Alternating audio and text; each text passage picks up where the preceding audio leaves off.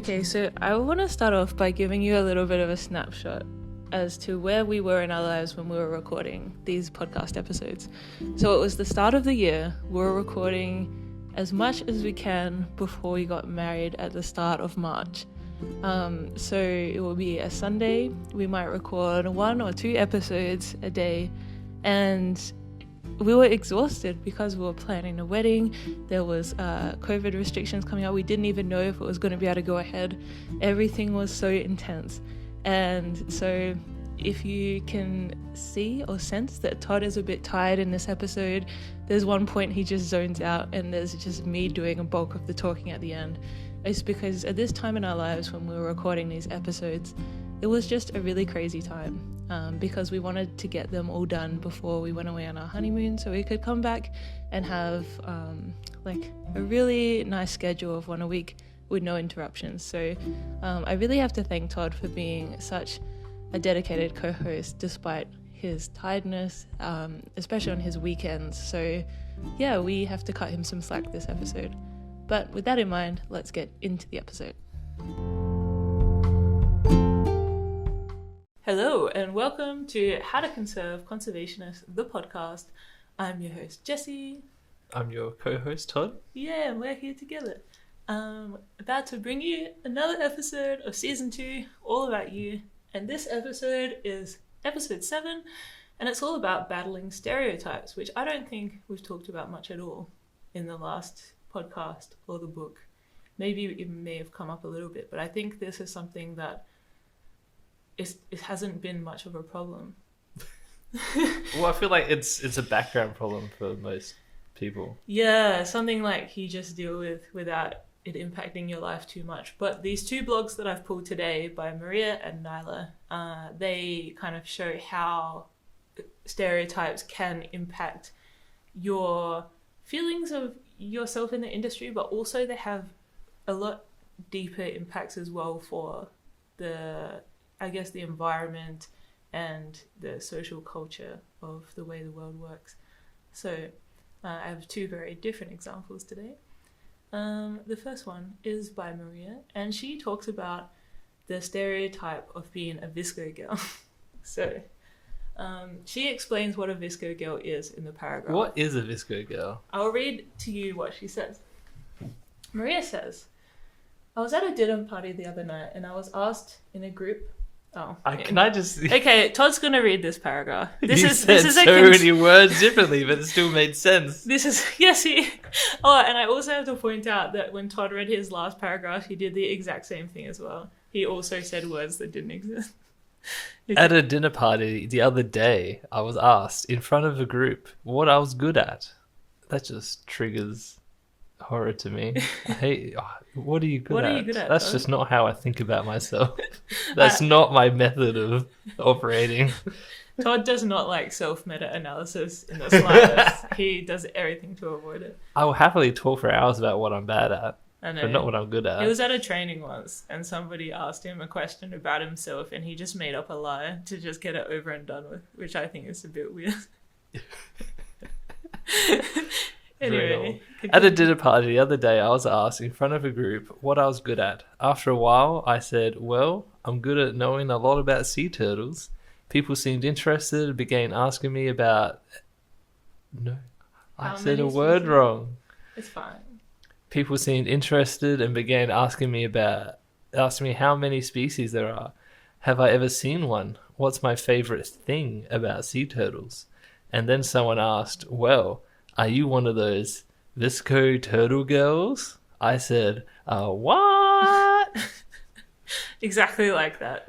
Maria sounds identical to that. I've quoted her verbatim there. Keep going. A VSCO turtle girl is, for those like me who had no clue, a girl who edits her photos on the popular editing app VSCO, buys scrunchies and metal straws, maybe dons a Save the Turtle shirt, and racks up thousands of followers and likes on Instagram. The question was mainly, I think, I hope, asked in jest, but for someone who spends at least an hour on carefully researched Instagram posts that on a good day hit 50 likes, it gave me a lot to think about. This is a really interesting blog, and I have thought about this blog a lot since I read it. Yeah, it's been one of these ones that have stuck with me, and I just never forgotten it, because I feel like when somebody cheapens something that you put so much blood, sweat, and tears and passion and energy into, it is just a horrible feeling. Because, like, Maria cares so much about sea turtles, and she obviously does a lot of research and she takes a lot of time and care into her conservation efforts to conserve sea turtles, and people are comparing that to somebody who wears a scrunchie and has like summer filters on their Instagram photos. Well, I thought this was going to be about stereotypes, and maybe these VSCO girls do actually passionately care about sea turtles, and just because they're on Instagram doesn't mean that they're airheads about it. Well, I think Maria's argument is, firstly, if something is a trend, it is not sustainable. So for conservation, having veganism as a trend or metal straws as a trend, it means it's not this conscious long-term effort towards the conservation of something. So yeah, she was talking about like this, a fashionable, superficial trendiness of being green. Yeah, but if trends come and go, whereas with conservation, you need something to stick around. So that, I guess that is a bit frustrating, but also it promotes the need for consumerism to tie in with conservation. So basically, Maria argues you could have like 50 Save the Turtle shirts. Is that going to be more beneficial for turtles than just wearing thrifted clothing? Like, why do we have to feel this guilt and pressure to stay at eco resorts and buy lots of things and spend lots of money to have a conservation impact, almost as if you have to show it off for it to mean something? Whereas if Maria wears thrifted clothes, doesn't consume a lot, she stays at local beaches where there's not a lot of built up areas and not a lot of commercial tourism, arguably that would be better. Or it might be like something that's equally as good, but it's seen as you still feel that pressure to kind of perform. Yeah, not everything that's helped conservation is going to be as glitzy and glamoury as to be popular on Instagram, I guess, is what you're saying. Basically, like, you shouldn't have to buy 1,500 scrunchies to be seen as being, like, environmental, but also how detrimental to the environment is having so many scrunchies. You could just have one, or, like, maybe a couple. Yeah. I think she does talk into, like, consumerism a lot, which is something I could talk about for hours. Mm-hmm.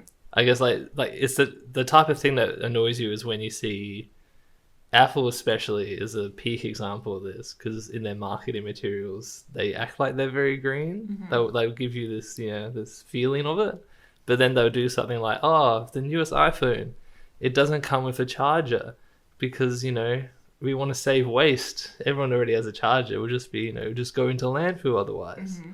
Handily will also happily sell you a charger with its own packaging that would have been more for like $50 or something. Like it's so obvious that they're doing it for money reasons. It's not to save the environment. They're trying to save a buck. They're charging you more for the phone for less. Yeah. And what's crazy is, this may come as a surprise to a lot of you, but I watch a lot of fashion YouTube videos. And it started off because I have a weird body type and I wanted to try and find clothes that I would fit into.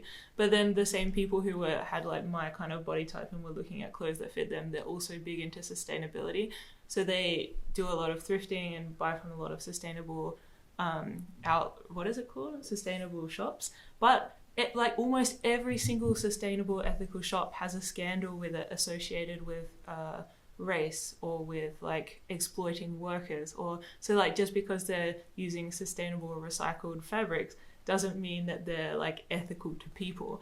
So there's been a lot of scandals. So it means that like you don't want to support brands that exploit their workers or hate trans people or whatever. So you can't support these sustainable brands. But then also thrifting is a huge problem now, because there's a lot of people who go out and buy like thrifted clothing to resell, or to buy thrifted clothing when they can afford other clothing, and that could take clothes away from people who actually need to buy thrifted clothing because they can't afford to get other clothes. Or also, like, people, like smaller people are buying big oversized clothes, and that's taking away thrifting options for larger people. So there's a whole demographic of people that can't thrift anymore because of the way it's become trendy. And then some people like ASOS, or you might see like those fast fashion brands, they might say they have a recycled or sustainable line, and they will claim that with only 1% of the fabric in the garment as being recycled. So it's just all greenwashing. It's a bit of a technicality at that stage. So are you saying there is no ethical consumerism under capitalism? Maybe. It is tricky because, yeah, if you want to say, okay, I help the environment, and you might be like, all right, I'll buy food that hasn't got palm oil in it. That might be, reasonable action to take as a consumer and feel empowered, right? But then it's like, oh, but hang on, this thing hasn't got palm oil in it. But like you said, it exploits workers. Covered in plastic. And yeah, maybe it has heaps of plastic packaging. Like, oh, well, plastic packaging is bad as well. And then we get this other thing that has, paper in it. It's like, oh no, but this is... It's full of sugar, and I now need to consider my own personal diet. Yeah. Or like, yeah. It's so challenging, and like, this is why you can't care about everything, because often if you care about environmental sustainability, you have to stop caring about people's rights. And then if you if you care about plastic, you might have to stop caring about the health of the food or something. Like, there's always some compromise you have to be making. Yeah. So basically Maria was saying, instead of buying things, it would be much better, instead of buying a metal straw and a Save the Whales shirt, it would be much more effective if you contributed to beach cleans, or if you actually went out and went to climate protests, or if you changed your habits, if you were like just if you were reducing your plastic, or you started to recycle more effectively. Like, all those things would be way better than buying 50 Save the Turtles bracelets,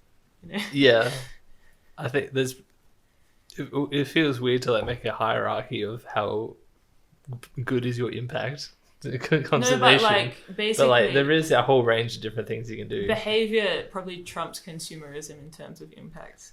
But there's also the thing about disabilities as well. We can't hide from the fact that a lot of disabled people have to use plastic straws, and I would argue that like the health industry is exempt from environmentalism, because just plastic has this fundamental use for in the disabled world and for like hospitals and health. I wasn't even considering that, but sure. Yeah, but I'm just saying, I understand that not always is a metal straw going to change the world, like one person's actions. But I just feel like sometimes people, I guess part of what Maria might be trying to say is that you might be so keen to outwardly present yourself as an environmentalist that you may be harming the environment with the amount of things you do to show how environmental you are. Like, if I buy all this extra stuff to prove a point about myself, is actually going against the values of being an environmentalist. Yeah. Basically. I'm very sympathetic to her being like, compared to superficial Instagram people. Mm-hmm. And she's like, no, I actually care about the turtles. Yeah. Like, this is more than just a post that will go viral for me. This is, a big passion of mine. People. Yeah, and it's true. Maria does put in a lot of effort into her post. Like, if you go to Maria's Instagram, which I'll link below, you will see so many well thought out, but there's never a post that she does that's not extremely well thought out. I do not have the time or the patience to have such in-depth posts that she does. Like, I think I go for a bit more quantity over quality because I want to showcase all the amazing people. But Maria and a lot of other people in Lonely Conservationists spend so much time like handcrafting their posts to have exactly the message they want to say, but then it will just get 50 likes or something. And so they're not doing it to become insta famous. They're doing it because they hope that the 50 people who like it actually have sat there and read it and have sunk in whatever they're trying to say. Yeah I've seen it a lot with like people do like 10-minute YouTube videos as if they're like educational little tidbits, but really like it's very superficial. Skim reading of Wikipedia article is all they say about it, but like they get millions of views because they'll have a clickbaity article about something that's mildly interesting, and like someone who actually studies in that field would probably look at that and get super annoyed, like, oh, they misrepresented this. Oh, they don't know anything about it. Now all these people are just going to be like, oh, that's all there is to know about it. Yeah. Do you know snot is a key ingredient of lollipops? What? And then you click and you're like, what the hell? I'm eating snot. Yeah. And then it's like, rumor has it that this Instagram post made this claim, but it turned out not to be true. So yeah, it is so frustrating when you have spent so much time and effort into something only to be palmed off as someone that's donning a scrunchie and a hydro flask. So I thought that was a really important blog to mention in this season, because there's probably a lot of people who, like, what if you were like a cat veterinarian and then people were just like, oh, you're a crazy cat lady. Like, there must be a lot of these superficial stereotypes that really undermine the quality of the work and the hard, like, the blood, sweat and tears that people put into actually achieving goals for conservation. I think there is a lot of them for conservationists. Mm-hmm. Like, people, it depends how you portray yourself, but people might just as, oh, there's some weird hippie. Yeah, greenie. There's some greenie. They'll have all these stereotypes related to that. Tea sipping lattes. If you say, I just really love animals, they assume you have 10 cats. Yeah. Oh my god, this is one I get a lot. So back when I used to work at Subway, when people read my Palm Oil article, they started coming up to me and started telling me about all the animals at the zoo and all the names that they had. And I couldn't bring myself to tell them that I couldn't care less about each individual animal in an enclosure in the zoo. Yeah. I cared about, like, ecological large-scale habitat conservation, and I don't know the name of the giraffe, and I don't know about the giraffe's newborn son, and I don't know any of this, and, like, I don't have any interest to know, because it's like, I don't care about it. So I think conservation is so broad, but people make a lot of like, maybe unsubstantiated assumptions about you from, like, one piece of information that they know. Yeah. So the next blog is going to be hugely different from this one. So a whole other stereotype, which is more of a cultural stereotype. And the next blog author is a good friend of mine, Nyla. Nyla and I actually run the Shakandi Women Empowerment Fellowship together in North Sumatra. Well, we run it together. We produced it and fundraised for it together, and then because of COVID, Nyla runs it herself in North Sumatra, which is better because it's actually, like, run by local people for local people. So if you would like to help Nyla and I provide a supportive community for women in North Sumatra, you can donate to the Patreon, which I will link in the show notes below. But after hearing some of Nyla's blog, you may understand why we have created this initiative to help provide a supportive environment for women in North Sumatra. It's something we're very passionate about, and I hope this blog kind of showcases why it's so important.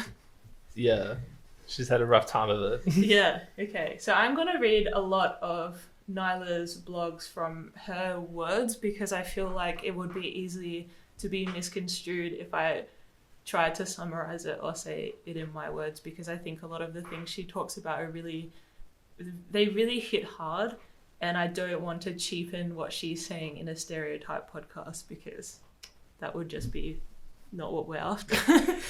Deeply ironic. Okay, so Nyla says, actually, I should state, so Nyla is a conservationist in North Sumatra, but she started off as a teacher and her family runs an oil palm plantation. So I think she has kind of Todd's imposter syndrome, where she doesn't kind of think she's totally a conservationist, because she has always been idolizing the conservation icons of North Sumatra, but she has always kind of just been doing what she can for conservation. So coming back to, like, the last episode where there's a bit of that imposter syndrome about not being a purist conservationist. So she mainly started off as a teacher. Then she did work in a conservation NGO, but she's back to teaching again now. Was she like English at university? Yeah, so she's really, really fluent in English, and, like, her skills. She speaks better English than both of us. Yeah, especially you can tell every time we try and read something in our own native language, we just can't. Speaking of which, working from the ground, I rarely see other women in conservation. I meet men constantly and realized it was such a masculine world. Some of them gave me pressure, bullying, and even sexual harassment. I didn't realize this until one of the students who visited us and joined my work told me. I was seeing that as a test, considered it was those men's way of seeing whether I was strong enough to handle them. They told me I'm ugly because I'm tan, fat, and unfeminine and all of that. But at the same time, they said they would sleep with me. If you've been to Indonesia, you would be shocked, as Indonesia is such a conservative country. But then people blame the way I dress since I'm Muslim but don't wear a hijab. I don't care about these comments, but I realized it was slowly eating me up. So I have been there. Like, even as a white woman, I would have, like, I turn on the TV and Pirates of the Caribbean is basically totally blurred. Like, the cleavage is blurred, the alcohol is blurred, anything sexual is blurred. Like, you turn on the TV and they blur the things out that are inappropriate for Indonesians to see. But then I get into the field and they're like, oh, Jessie, you're white.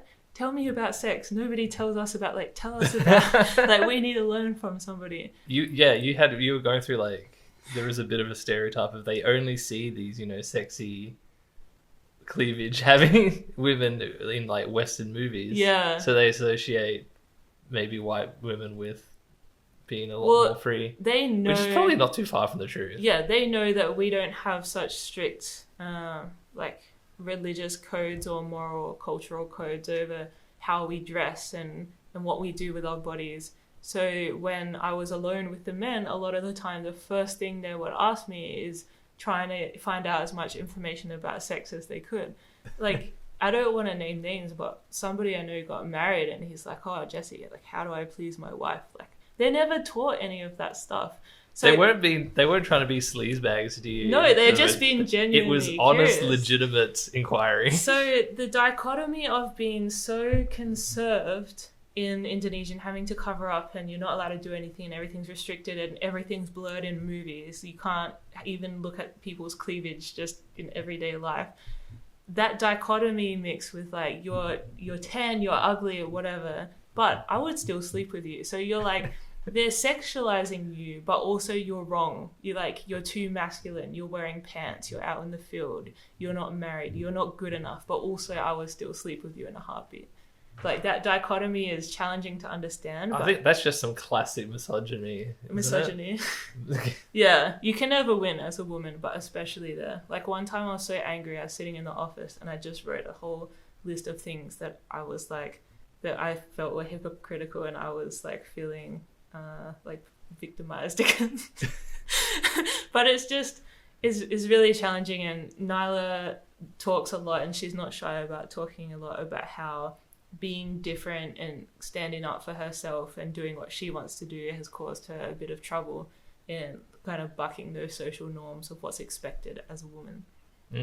So in Indonesia, you're expected to marry really young, but because Nyla does buck all of these trends of being like a effeminate hijab wearing woman who, like, it's crazy when you go there, everyone's wearing like these sparkly hijabs and like beautiful dresses and they're all covered up, but it's so glitz and glam. Nyla's out in the field just getting muddy and planting trees, so that's not the epitome of what a good wife should look like. So Nyla is getting older and older every day, and she's getting less and less married. Like, nobody is interested in taking her hand and making a wife out of her because she doesn't embody the stereotype that a perfect Indonesian woman should be. I feel like there must be some guys out there for it, but they would be hard to find. Culturally, I think if any man takes Nyla's hand, he would get judged in the community for being with her. Like, it's that add-on cultural pressure. Like, Nyla's impacted, but anyone who wants to be with Nyla is also impacted because of her stereotypes and her stigmas. So that's a challenge. I feel like in Medan in the city, you could get away with it maybe easier. I don't know. Todd had a very cushy time in Indonesia. Everyone was very nice to me, being a man. Yeah, even like, I'm a white woman, but I still experienced a lot of what Nyla was talking about, and I was happy because I could leave back to Australia, but she has to stay there, and this is her life. She also says, I was hoping that conservation would be a safe haven for anybody, since it needs everybody on board. that I could get a mentor to learn and grow more. I was surprised that it was far from that. In fact, it is about ego, stereotypes, and stigma. Like everywhere else, we are expected to follow the egocentric stream and compensate our values. And I cannot resonate harder with this because everywhere I go, people are like, Jessie, I'm on board. Let's conserve conservationists. Let's help you out. And then when push comes to shove, we're going to exploit your conservationist. Oh, we're going to sexually harass you in the field. But it's easier to make you train more and get accustomed to that you might be expected to sexual harassment rather than actually talking to the guys and telling them maybe you shouldn't call women bitches in the field. Like... It does go to the crux of like the conservationists and like the struggles that they go through. It's so frustrating because time and time again I see this is back to what Maria was saying, the outward facing, I am this, I'm doing this, rather than living the actual values of being a conservationist or an environmentalist. It's like both of these blogs have an issue with people saying they do something, presenting themselves as someone that does something, but you're not actually doing anything for conservation. Like, don't tell me you believe in lonely conservationists. Don't tell me you want to give them more value, more rights. And then, like, when it comes to how you plan to do that, your plans involve exploiting them, and it involves letting me be, like, harassed in the field. Like, I'm just so frustrated. And so these stereotypes are so challenging because you feel like you've poured so much of yourself into living the conservation life you want. And Nyla says about thinking it's a safe place because conservation needs everyone on board. But then it's all about ego, and it's all about who can get the most media attention, who can raise the most money. And like, especially in Indonesia, if there's so many orangutan organizations, why aren't you all working together? Like, why is there this competition? You said the thing that can't be said. Yeah, like, even like in elephant organizations, in sloths, in whatever, like, if you have a population of something in one location, why is there multiple foundations, organizations fighting for resources and funds when you could share data, share funding, share resources, share media attention, and actually save? Like, how many species are not saved because of human social politics? Many. Very passionate about Just because you're very intimately familiar with the all these issues. Yeah, these exact issues. I feel like I would defend Nyla to my death. Like, the things that she has had to go through, I want the endless string of volunteer unpaid work. No. Never being respected. Like, just the respect of, like, she worked so hard to get into, like, a job and get, like, a conservation job. And then she realized that it's not really about the conservation and all the people she idolized, all the, like, hard work she'd done. It wasn't for the goal and the result that she thought it would be. And it's not, like, as open as she thought. Like, it isn't. She thought, oh, the world needs so much conservation efforts. Everyone needs to get on board. No, there's still, like, hierarchies, and there's still, I'm better than you, and, like, you're shit because you're tan and fat, and I'm better because I am, like, I'm lighter and I'm skinnier. Like, it's... Yeah, if you're out in the field trying to study orangutans, why does the conversation of how you look ever come up? Yeah. And so That's just so inappropriate. Why are people caring about your marital status when you're just trying to see orangutans see another day? And people are like, but why aren't you married yet? And it's like, well, that's not really the issue here, Karen. Karen. You just want to send me away with a man so you can keep exploiting the orangutan. Like, this is just a ruse.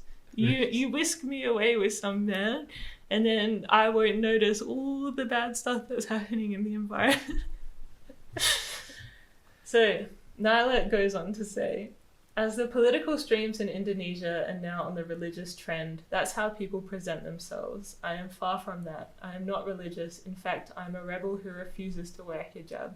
The society puts high pressure on me by labeling me as a whore, but I refuse to give in. oh, Nyla, we can see your hair. Very promiscuous. Yeah. Like, imagine being called a whore because you're just going out in the field and you don't want to get too hot with having a hijab on your face. Well, I saw in the paper just yesterday, Indonesia made a nationwide law against forcing school kids to wear religious clothes. Because I see them wearing them younger and younger, so they don't actually have to wear them according to the religion until they hit puberty. And that's everyone interprets it differently. Yeah, well, that's what I understand it to be. So, like, you become a woman, you start menstruating, you have to cover yourself up, cover the shame. That's what it feels like to us. Yeah, now when people are younger and younger, I see them wearing hijabs. And even I saw a TikTok the other day, and it's like, do my children have to wear hijabs? No, not by the religion, but are they doing it anyway because they care about, they want to start impressing Allah from a young age? Yes. But I kind of feel like it means you're projecting a religion onto them before they're old enough to make their own choices. So I guess from a Western perspective, it seems a bit like they don't have a say in it yet. Like, in Australia, you're an adult when you're 18, and that's when you can start drinking and making decisions and voting for yourself. That's when we would be expected to start making our own decisions, not at 6 years old. Okay, so I'm going to pop in here and I'm going to say that clearly I understand that a lot of religions from all over the world, Christians, Catholics, kids go to church, go to mosque, go to temple, participate in religion from a very young age. It's not like religion is something that people just get to choose when they're an adult, and that's so unreasonable to think that everybody gets the freedom to live agnostically until they're an adult and can make those decisions. But that's just not how it is. Like, I was even baptized as a kid into the Catholic religion. Am I Catholic now? No, but as a kid, that was something that was just given to me without having a choice. I was too young to decide. So I just wanted to put in here that I totally acknowledge the fact that religion is something that people grow up with, and they don't usually get much of a choice as to how they participate in the religion. No matter if you're Muslim or Jewish or Christian or Catholic, it's a big part of a lot of people's childhood. So I didn't want to discredit that was the norm for a lot of people. Yeah, it's but like, my understanding is most 6-year-olds, if everyone else wears a hijab and that's seen as like the thing to do, like, you would want to wear one as well. Yeah, of course. Like, that's what people do. But it's good now that they but like legally don't have to. Yeah, letting people have the option to wear what they want is just always the correct answer. Yeah. Like, yeah, there's definitely like some Western countries that, you know, big xenophobic, and they'll be like, oh, we banned the hijab. Yeah. Which is like going the other way. Yeah. A bit stupid. Just let women wear what they want and don't hassle them about what they're wearing. Okay. Is that too much? That's men? Am I speaking to the choir here? Listen to this. What is this crazy concept? I know, this is what we're wondering. Okay, she says, I actively state campaigns about equality, being single, and I keep fighting for what I believe. As a result, the Conservation Society puts me in a stigma that they will never accept, and I'm followed by a stereotype so that it will never change. It's either you follow the rules or be an outcast. I never thought of conservation to be very political as well. Again, I thought it was a safe world that takes everyone on board without seeing labels. I don't have a person to talk to. I'm an alien in this world. I've sacrificed my career, like her settled career, like teaching, and I choose this. Is it worth it? This has started to eat me up, and it drains out my emotions. No, poor Nyla. It reminds me of a YouTube video, which is a bad thing to quote, I guess, but this YouTuber was thinking about what job should I get, and he was considering a job in conservation just to see if, you know, all of those save the planet hippie types, are they just as like bickering and political and like hate each other and have fights as everyone else, or are they like higher beings who've gone beyond all that?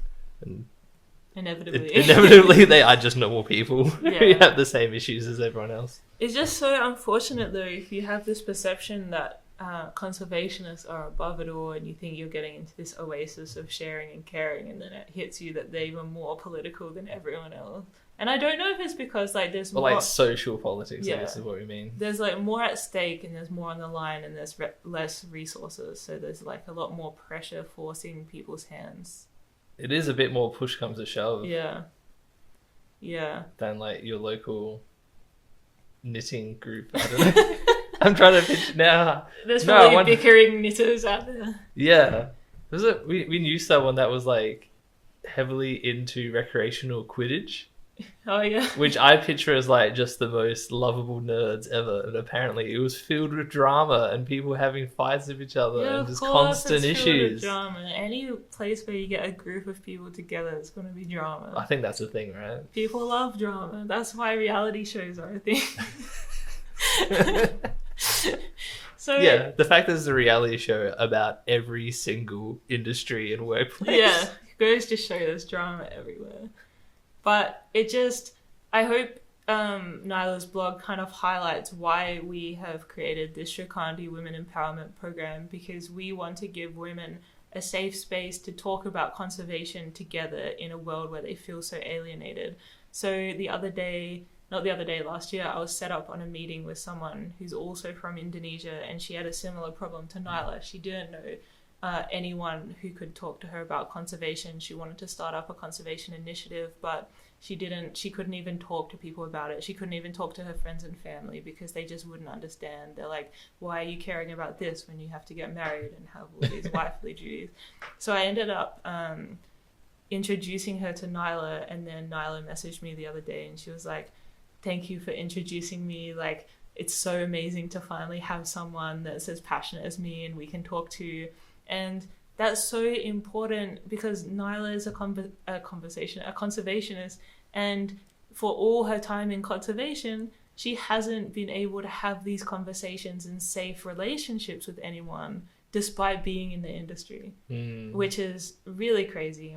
So last year, our fellowship took 4 women to Bukit Lawang, and each of them had created their own conservation initiative, and they had no formal training or anything. They just were trying to do this off their own volition. So Nyla took them to this place called Bukit Lawang and gave them the skills to incorporate business into their conservation venture, showed them the forest and taught them a little bit more about the relationships between the trees and local law, and then talking about as well like women and how they don't have as much space and how to take up space and how to not back down and really fight for what you want, and having a community that's established for when it gets too exhausting. Now these 4 women have each other, so if they have any questions, if they have any they want to complain about something, they have each other to talk to.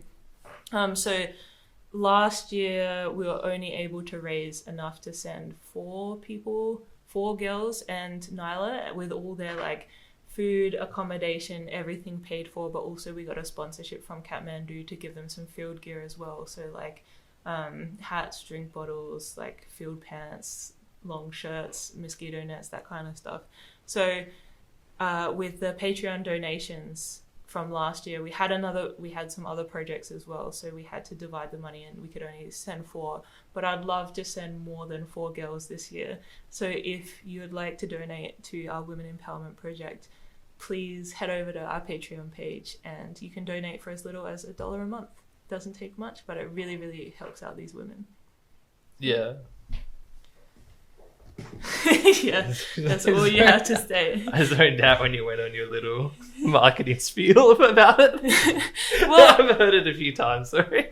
I just, I don't talk about this enough, I don't think, and I just thought that Nyla's blog is the perfect way to say, why this fellowship is important. I can't mention this blog and then be okay, now nothing's been done. It is actually a really long blog, and she does get into multiple issues, and it's not just the stereotypes she faces. Yeah, this is just one section of her blog. So if you want to read a little bit more about Nyla's life, you can check out the rest of it. And you might notice it's the second blog on the website, or the third, and that's because she did her original submission but because of the social politics, it had to be taken down because it put my job and also her job in jeopardy.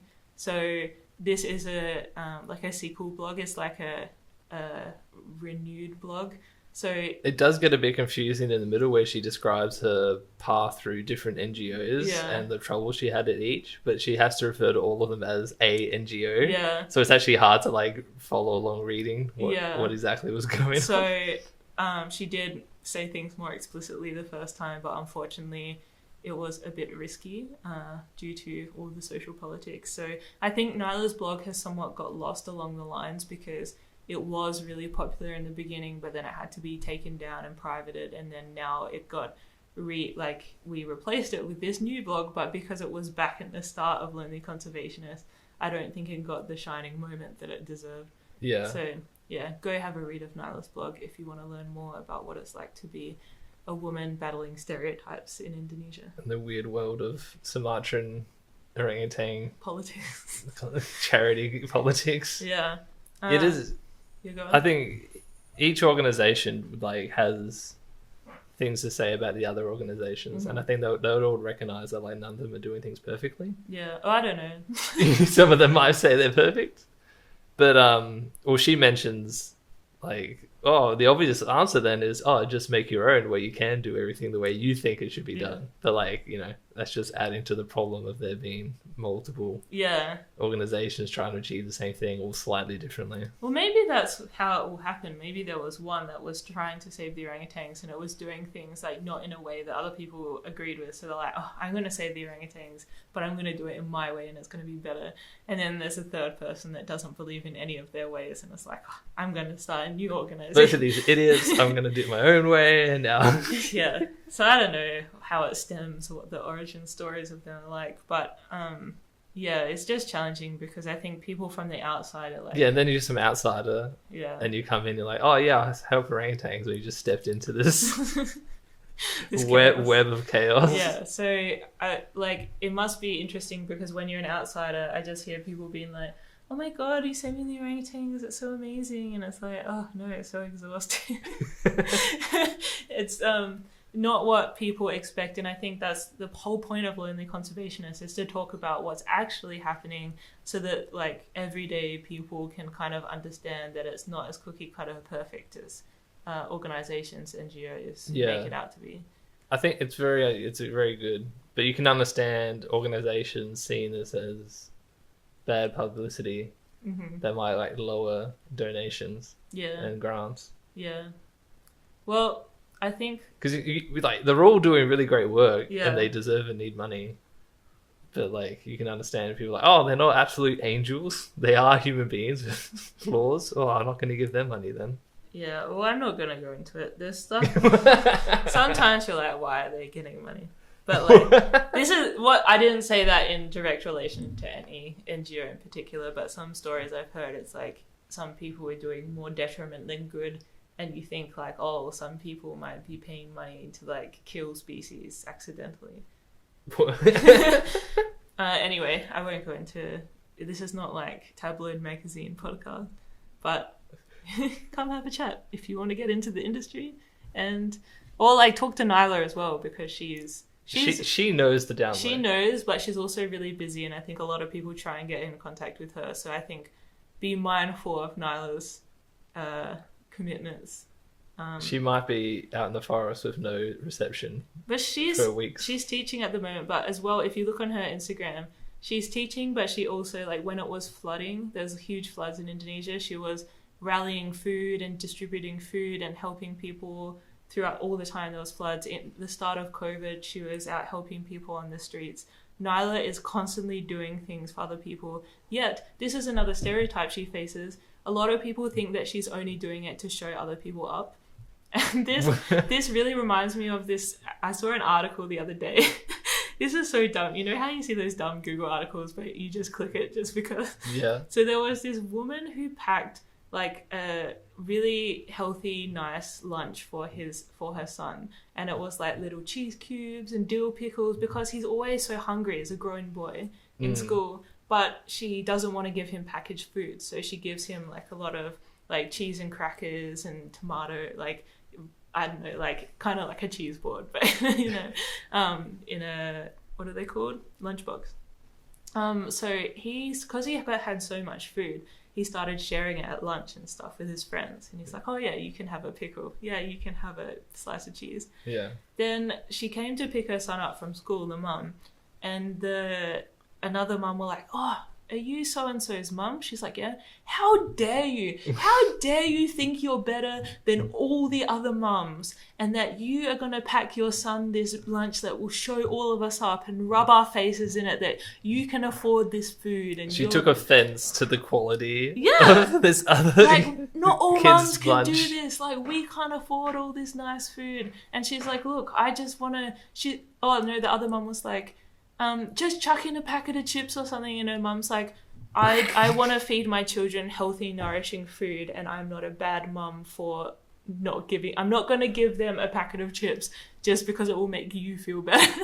Is this a real conversation? It sounds so bizarre. Yeah, I know, it's so bizarre, but this is exactly what happens to Nyla. She's helping the people in the flood, she's helping the people in COVID, she helps the street cats, and she puts food out for them. She's always helping people. And she gets this stereotype that she's just doing it for clout or doing it to impress the Westerners that are following her on Instagram to get more money or something. Like, she's always being judged for doing good things when she's just inherently a really good person that is just trying her best to make a positive mark on the world.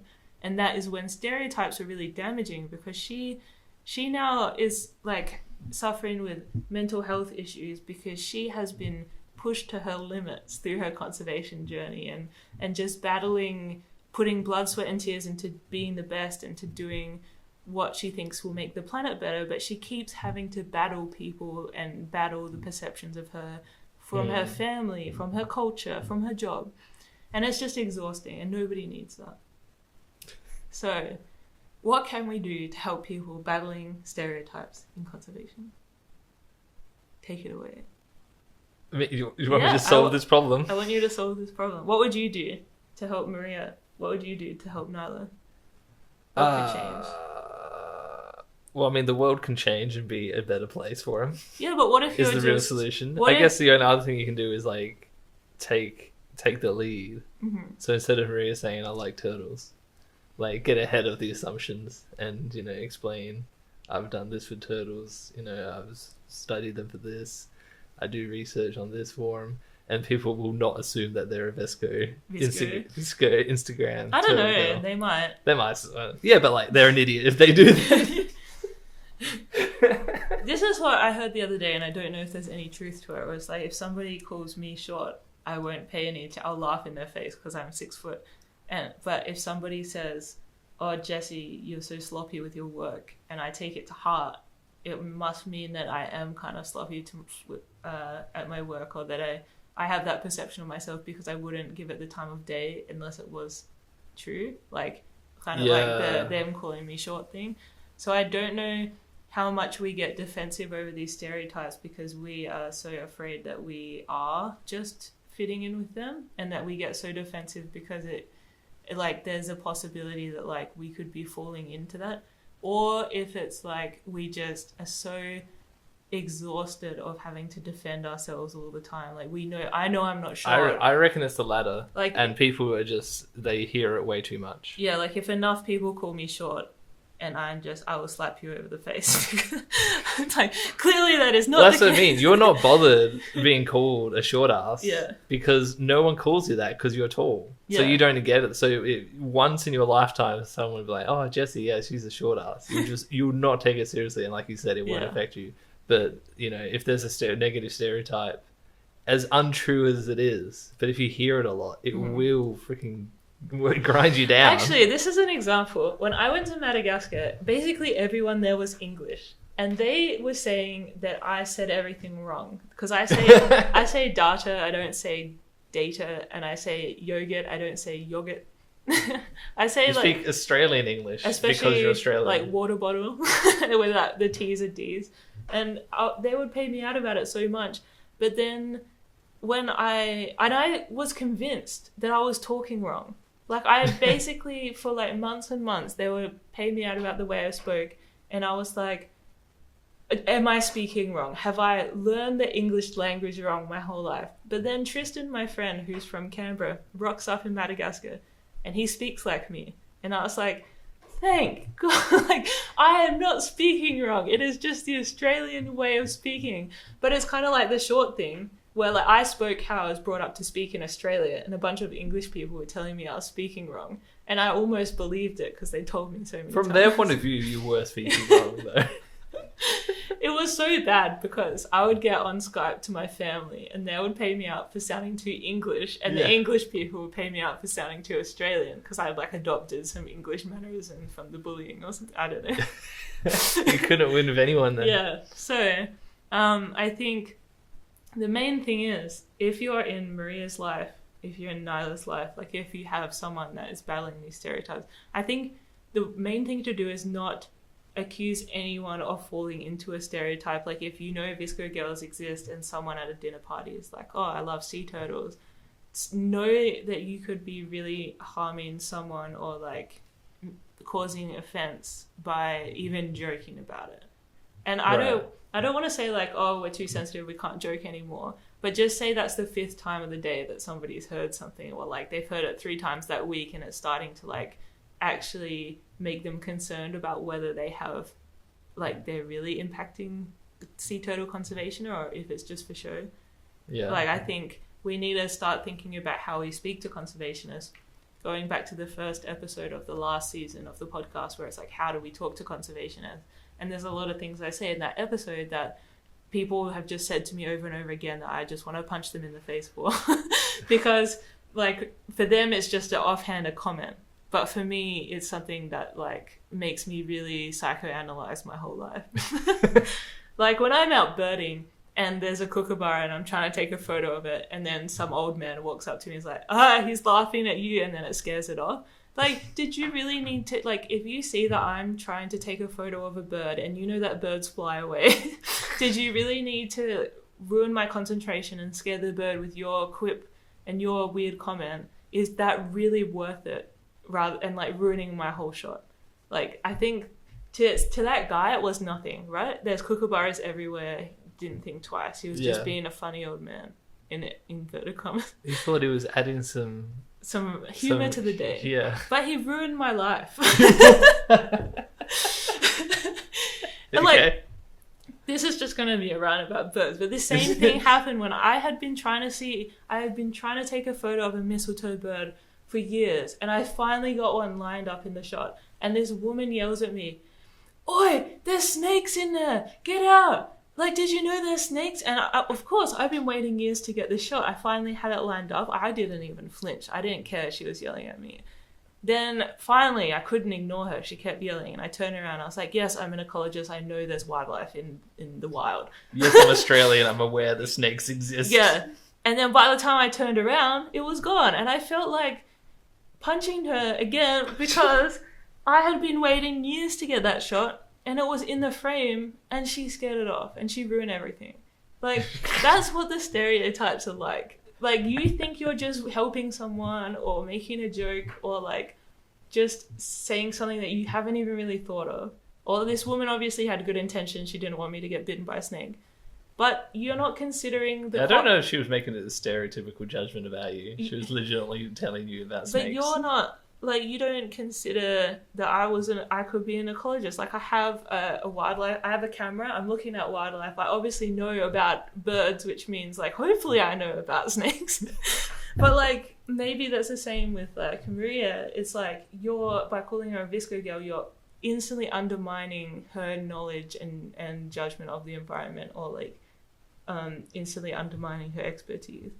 So it's just something to think about when you make weird quips as a person. It can ruin a day. And then, like, my examples are not really about stereotypes, but I just kind of want to purvey how, like, sometimes you might think you're making a harmless comment and it, like, is very damaging to the other person. Okay. But I think also, like, if we are in conservation, people who are fortunate enough to have management positions who are a bit higher up, setting a good culture is really important to make people like Nyla feel welcome and loved in an organization.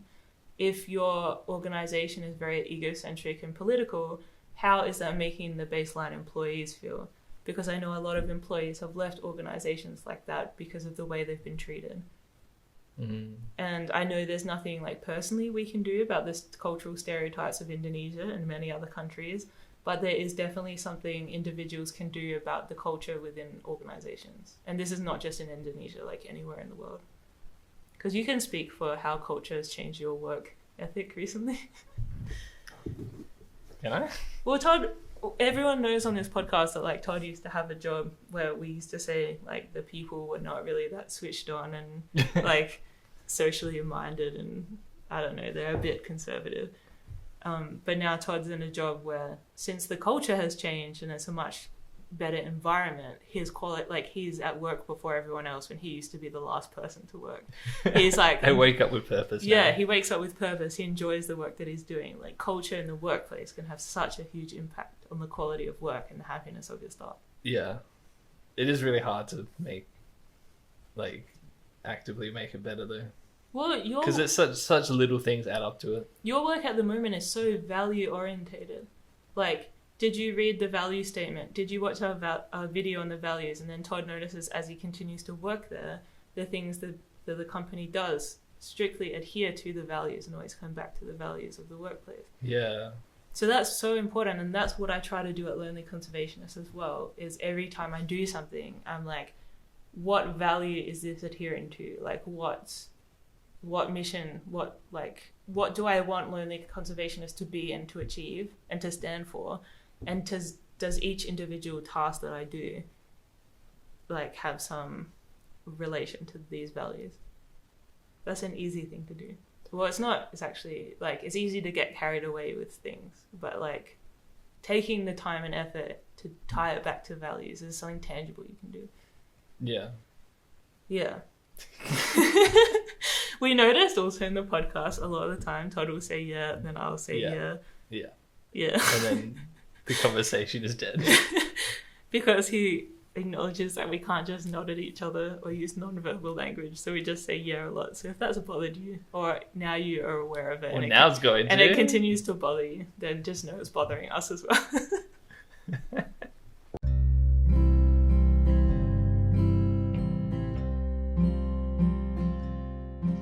So stop putting square conservationists into square holes and stereotyping them and labeling them, because everyone is so diverse, so unique, and I think the more we celebrate and highlight these unique qualities about us, the better our lives are going to be, the better the industry is going to be. So to check out some really diverse and incredible conservationists, head over to lonelyconservationist.com. To join us on Instagram, go to @lonelyconservationist and @lonelyconserve on Twitter. What's that? You want to support the Shokandi Women Empowerment Fellowship? Head over to patreon.com/lonelyconservationist to support the project and make opportunities for more women in North Sumatra this year. And then, of course, there's the book. Have you read it yet? Let me know if you have by sharing a review on Goodreads. But yeah, that's it for today, and I'll see you next week. Bye!